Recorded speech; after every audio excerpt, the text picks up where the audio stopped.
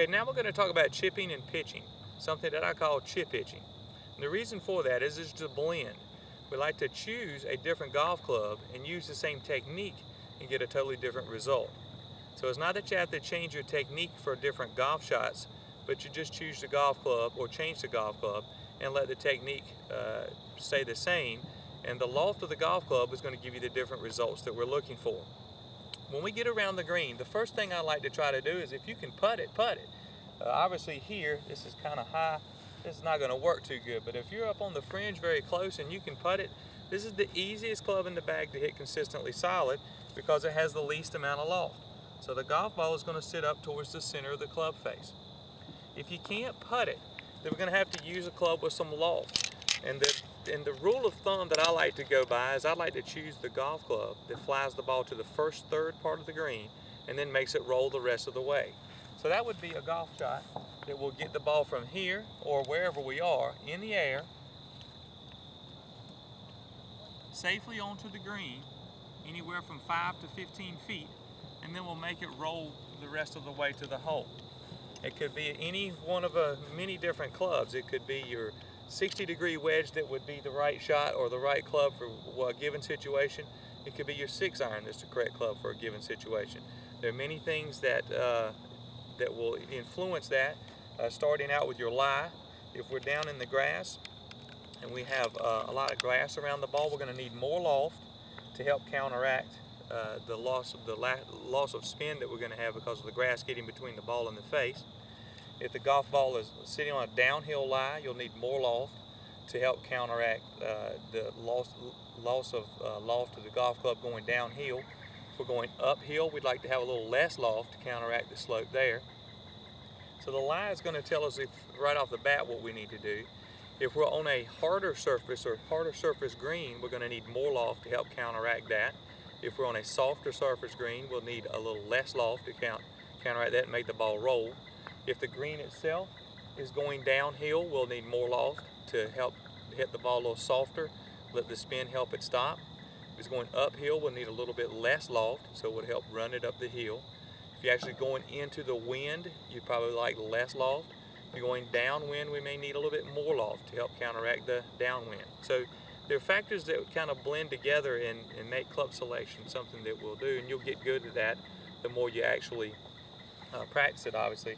But the technique's going to stay the same, and you can minimize it to just using every other club. I mean, I've got a 60-degree wedge here, a pitching wedge, an 8-iron, and a 6-iron. So you can use 3 different clubs and kind of go back and forth. I like to use them all, but make sure that you choose a different club that will require less swing, which is why we need less loft.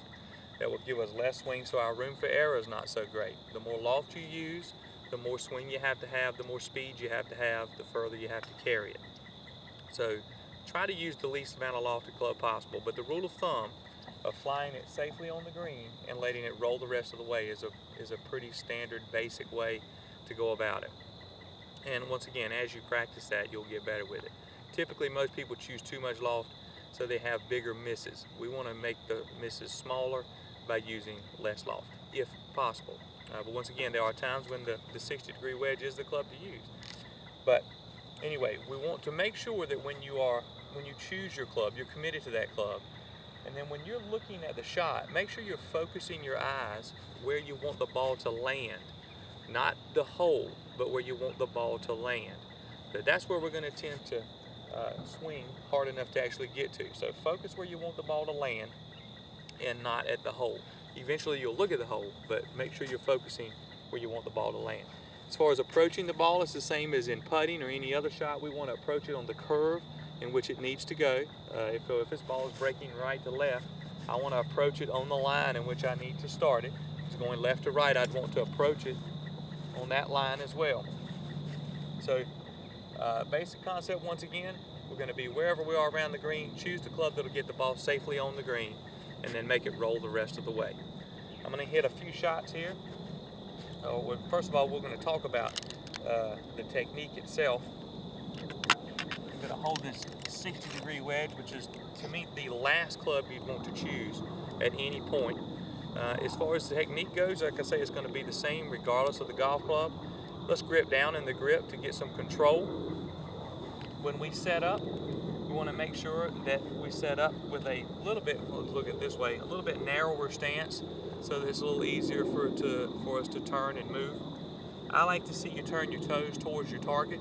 It helps us brace going back and makes it a little easier to get through in the forward swing. Very important thing is to make sure you get your ball position in the center of your stance. And that means in the center of your heels, not your toes. So if you can look when you look at the book, you'll actually see the optical illusion that this brings. If I'm set up to hit this, that's obviously in the center. If I turn my toes, it looks like it's more back, but it's actually in the same spot. If I turn them this way, it looks like it's more forward, but it's actually in the same spot. So make sure that when you turn your toes, you keep the heels in the same spot so that the ball can be pretty much in the center of your stance. When we use our bottom of our swing, it's going to be right here with our throat.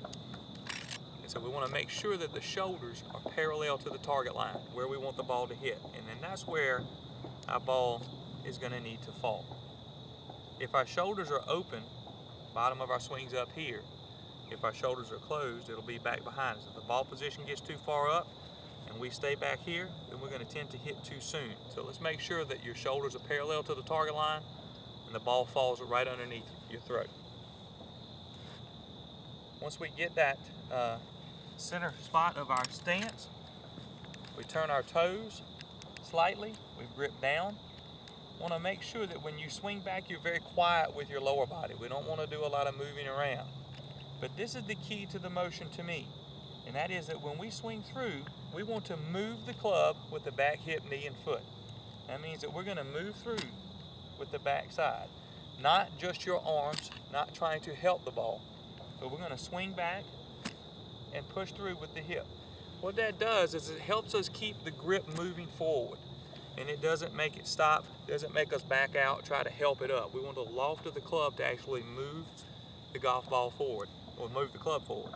So we're going to swing back, push through with the hip, not just with our arms and shoulders.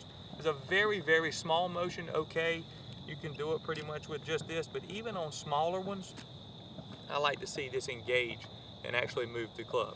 Once again, if it's a putting stroke length, no big deal. Do it your way you feel comfortable. But anything more than that is going to need, in my opinion, to get some back hip and knee engagement to move the golf club. That helps us keep the grip moving and keeps us moving through the ball, not at the ball, not up at the ball. So once again, we grip down, ball's in the center, toes a little bit turned. We're going to swing back, move the club through with the hip. You don't need to do a lot of wrist set. The less wrist set to me, the more consistent. The further back you go, the more you'll have, but we don't want to force anything up. Just let it be natural, back and through. Let the loft of the club do all the work for us.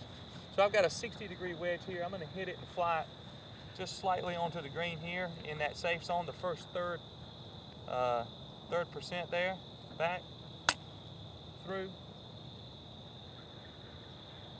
And that rolled out about 15 or 20 feet. These are pretty quick greens here. Very nice golf course, 12 Oaks here. I'm going to go down to a pitching wedge.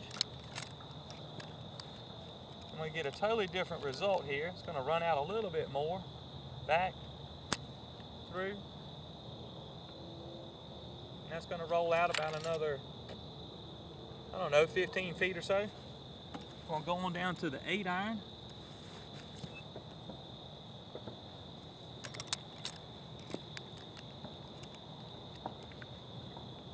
Very same stroke, back, through, much lower trajectory. Roll in on out even further. And then we're going to go down to the 6-iron. And this one's going to run out really quite a bit. But once again, notice that the technique is still not going to change for any of these swings.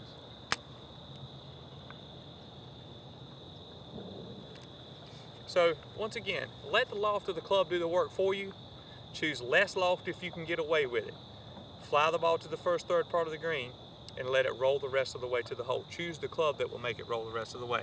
We're gripping down, turning our toes a little bit. We're very quiet in the backstroke. Less wrist set is better than more. Swing back, push the club through. swing back, push the club through. Not just your arms and shoulders trying to help it up. Hope this helps you with this chapter, and we'll look forward to seeing you in the next one.